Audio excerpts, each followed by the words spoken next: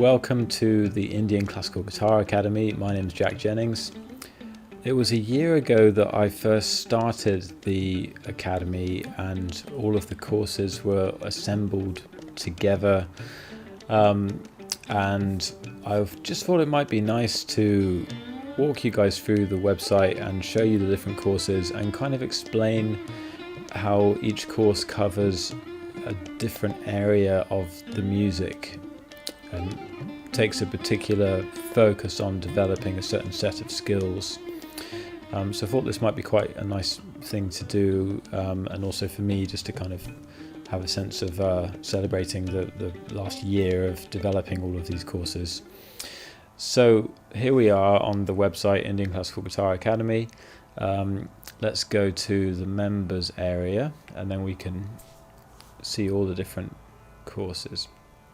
So first of all, the essential techniques for Indian guitar. This was the first full-length course that I made, and I really wanted to pretty much unpack the whole spectrum of different things that Indian classical musicians really need to understand and how they practice and how to really work on things, and to give people sort of big picture, because there's so many different things to cover that to make a smaller course that maybe only looks at one rag or just looks at maybe one or two different areas seemed like, well, it's difficult to know what to prioritize or what to include or what to leave out. So I thought, well, I better actually just do something quite comprehensive.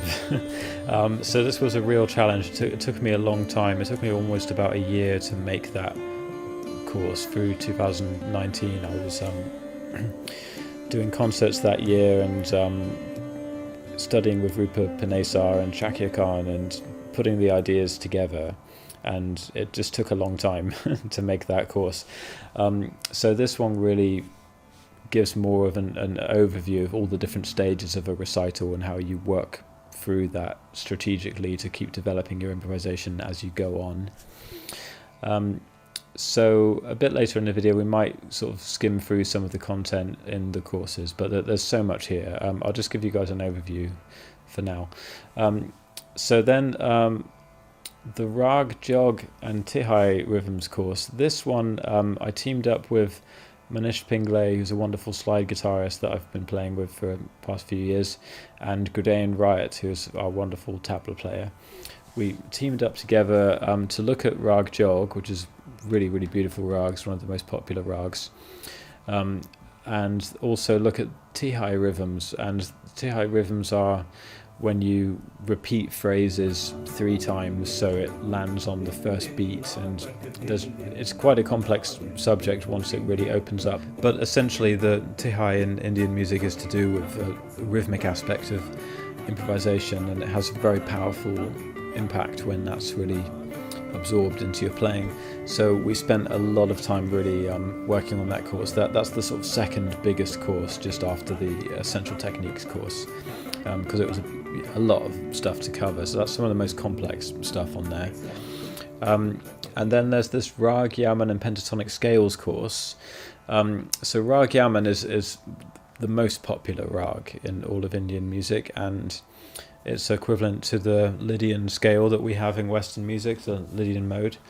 But it has a special structure that it uses the pentatonic scale, but the way that it relates to the root note is not really what you would expect. It's a pentatonic scale, but the structure of it is kind of almost hidden within the structure of the rag.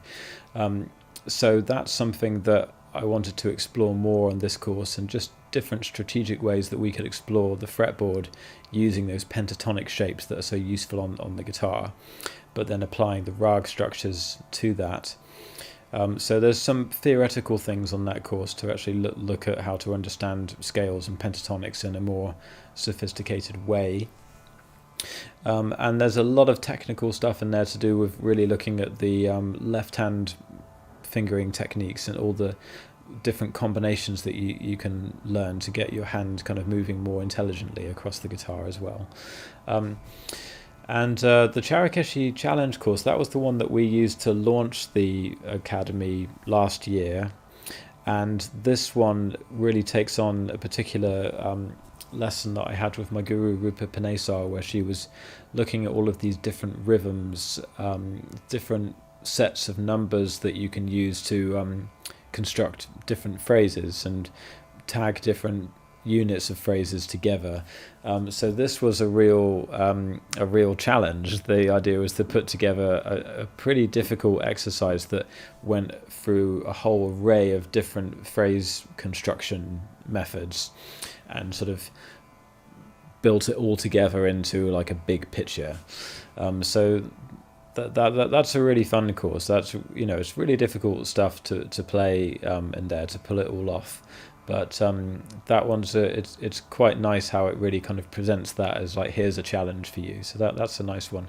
And this month I've been putting up some new material into that course, because these courses can be, there's always so much more you can do. So with some of the other courses, like these ones down here, I've been adding more and more to the courses as we go. So far, haven't covered a huge number of rags. I've chosen to stick to a fairly smaller number of rags, but really develop all the different types of things that you can do with that rag, so you end up doing a huge range of different things, and that you can then go to apply that to different rags once you've kind of built those fundamental skills. So going on to Raag Majons here, this has turned into a bit of a monster. This is a really big course now. It's got quite a few pages. It's sort of rivaling the Raag Jog and Tihai course, actually. This one here is pretty big, of course, but the Raag Majons course is third biggest one now, I think. So this one it's such a deep traditional rag, so it was really important to take time to particularly look at the alap construction and the way that improvisation works in the alap, and all the different ways that you treat the notes or the ornamentations, because all of that has to be really well developed in order for Majons to have the kind of atmosphere that it has to have. And we looked at the it also has a pentatonic structure, so we looked a lot at that and how to sort of explore that all over the neck.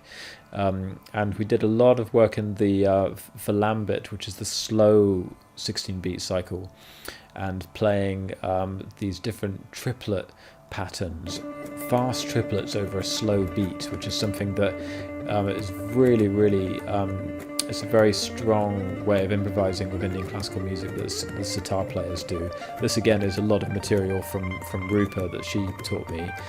So it's very traditional, very structured way of looking at improvisation, and I haven't ever really heard any other musicians outside of Indian classical music really using triplets in such a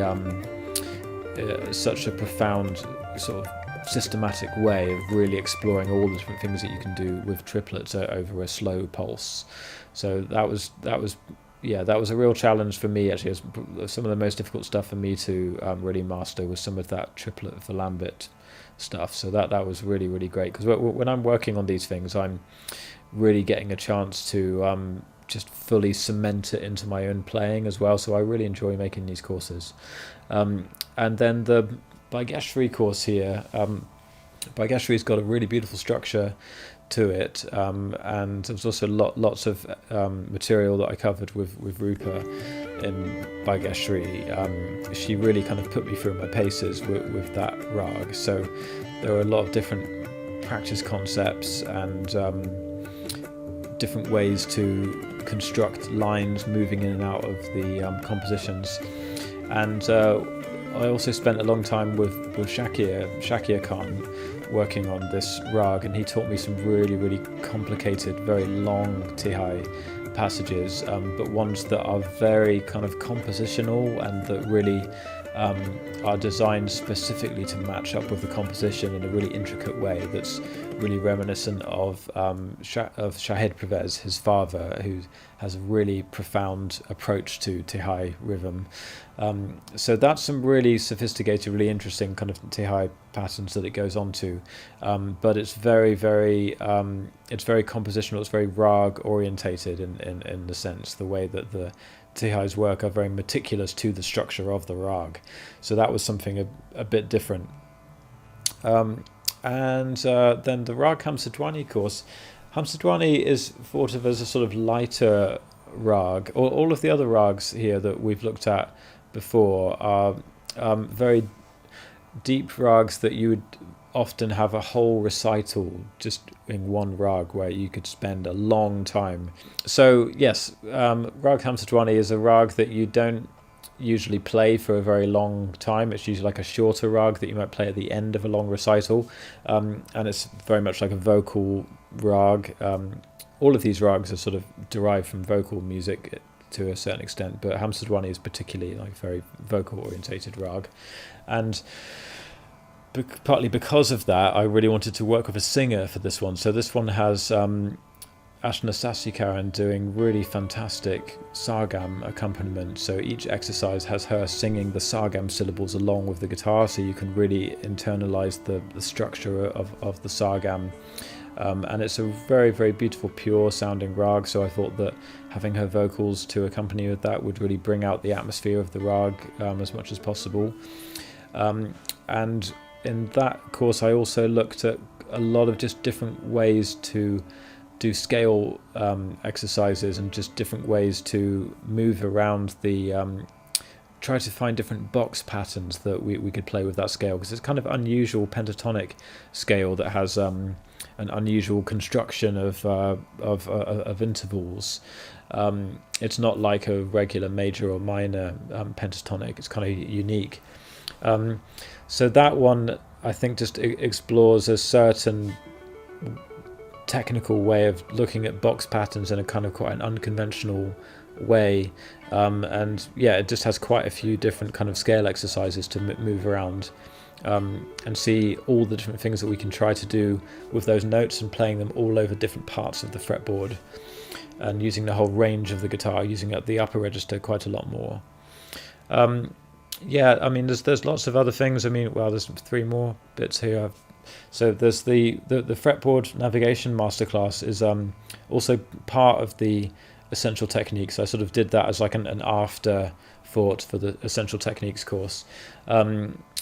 Just fully opening everything up to explore playing all over the neck, because pretty much all the stuff that we do is actually focused more on one string, because it's more of the traditional sitar method of playing, and that really puts you in the right kind of musical space to play more like a sitar player. But then I thought it was also important just to make sure that we explored all the different things that the guitar can offer in terms of the cage shapes and the 3-note per string, 4-note per string, and playing these kind of horizontal like 2-string patterns as well. So that uses Raag Kafi, which is related to the Dorian mode. That's the same as what we have throughout the whole Essential Techniques course, and that's just a very open kind of blank canvas to a certain extent, that you can use all the notes on the way up and the way down. It's not a blank canvas. It's still a rag. It still has its key phrases, but it's a fairly sort of open framework that you can use lots of different sequences, and you can explore all different kind of scale shapes a lot more freely using that rag. So it's a good sort of vehicle to expand the playing. And then once you've kind of understood that, you get those techniques mastered, then you can start to apply those to different rags as well. Some of the other courses also look at playing different multi-string patterns, but the Fretboard Navigation part of that course just really opens it up and really helps everyone to understand the kind of a broad spectrum of all different things that you can do and different ways to conceptualize the neck. And that's basically what I've been trying to work on in my playing for the last several months, really, of just trying to continually level up all those different areas, because I became very, very focused on playing in a very sitar orientated way, and I've been doing that for the past several years, really. So for me it's an interesting process to now try to level up all the different methods of playing that I have access to, and try to kind of bring them all up to the same sort of overall level as the more kind of traditional sitar route that I've kind of adopted. So that's kind of really paying off for me at the moment, but it's something that I feel I need to just continually work on to try to keep everything trying to keep all the like cylinders, all the wheels spinning at the same speed. So yeah, the Raag Bilawal course, I mean this one This one is actually quite a balanced course because it definitely looks at all the different ways that you can play across the whole neck, and it also starts to talk. There's kind of masterclasses that go along with all of these courses where I break things down and talk about maybe how to apply it. But with this one in particular, I talk quite a bit about how to improvise within the structure of the rag. So I spent quite a bit of time with this course, sort of looking at different exercises, but then how you would apply them to improvise and always bring things back to the composition and bring out the different aspects of the rag. So I feel like my teaching style, this is kind of one of the most recent courses I've done, but I feel like my teaching style has kind of evolved a bit with this course to really try to help people to apply the material as much as possible. Whereas I think some of the earlier courses was kind of just teaching people to making sure that people understood every note of the exercise and every finger to use, and just making sure that the technique was completely established. Whereas in partly in the Malkont's course and Hansadhwani course, but more in this Bilawal course, I really talked about pulling that together musically and kind of putting it into practice. Because what I'm trying to do now is actually move more towards helping people with the interpretation, because I've done so much work on fingering and all the different technical aspects and understanding the terminology of the music. Now trying to kind of expand that and talk more and more about the application, and that's a kind of more challenging thing to talk about as well. So it's good that I've kind of built up to doing that as I think my teaching's developed over the last couple of years. And what I'm moving on to now is doing kind of short studies of different rags, because I've been doing a very in-depth approach where for a month or 2 months at a time, or sometimes even 3 or 4 months at a time, I've looked at one rag and have just gone really, really deep and kept adding more and more to that course and adding more and more material into that one rag. Whereas now I feel like we've gone very deep, and now I feel like it's time to go a bit broader. So I'm looking at different rags and just showing a composition for the rag, and then I'll be doing a masterclass, like a live stream masterclass for the members of the academy, where I'll talk about the structure of the rag so we can understand how it works, and we'll look at playing improvising within the composition that's featured as well. But then I'll be drawing on all the different skills that we've learned from the other courses and saying, right, now let's apply this kind of rhythm, let's apply this kind of technique, let's maybe play with this idea, and enable us to actually explore a broader range of rags. So my sort of target is to actually look at 2 new rags every month. So obviously we won't be going as deep into every single rag, but once you understand a very broad range of things within the music, you can pick up a new rag, and then you've already got quite a vast array of different skills that you can use to explore that rag. So the whole process of opening up a rag can become not necessarily a faster process, because you can never really exhaust a rag. You can always be exploring it and finding out more and more and more. So it's not like we're getting to an end point any quicker. But I do think you can get to a stage where you can pick up a new rag and you already know how to approach it if you were doing a lap or the Valambit or Drut, or if you were doing some different Tan phrases, different numbered patterns, different Tihai rhythms, or moving into all kinds of different improvisation sort of techniques. You would have all of that at your disposal, and then you can sort of see what to apply to that rag, and that, so that's something that I'm trying to look forward to doing over the next couple of months, is to just keep expanding to different rags and kind of drawing all the other things we've learned. So hopefully this has given you guys an idea, a bit more of an overview of what we're doing with the Indian Classical Guitar Academy. There's a lot of information there, but it's a big subject, so it requires a lot of a lot of teaching to get through this stuff. So thanks very much for watching, and if you'd like to become a member of the Academy, check out the website indianclassicalguitar.com. You can subscribe monthly through PayPal or through Stripe. You can also buy courses individually, but it's nice to become a member because then you get access to new live streams, and there's new material coming out every month. Thanks very much for watching and being part of the journey, and I'll see you on another video soon. Bye bye.